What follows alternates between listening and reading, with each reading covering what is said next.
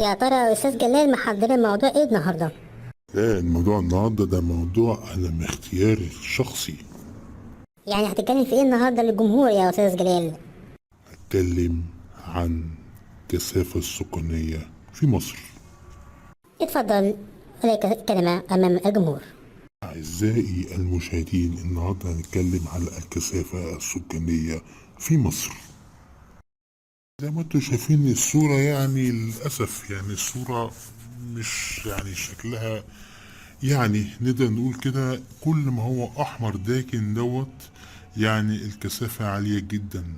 كل ما هو برتقالي يعني خفيفة. إنما لو خدت بالك من الصورة كده هتلاقي موف.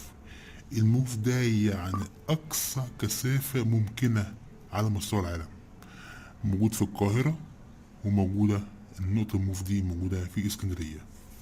لو خدت بالك من الصورة هتلاقي تركيز السكان كله على نهر النيل، وده أمر طبيعي لأن النيل شريان الحياة. إنما الحاجة يعني المفروض مش طبيعية إن ربع سكان مصر كلها متركزة في مدينة القاهرة الكبرى. يعني ده بيعمل ازدحام شديد جدا في مدينة واحدة.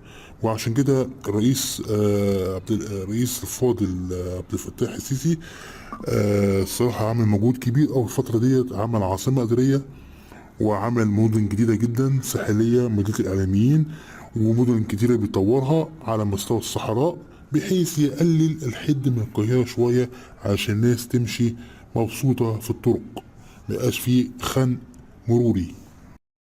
إنما بعض الناس بقى أو بعض الكثافة متطرفة على السواحل مصر، سواء البحر المتوسط أو البحر الأحمر.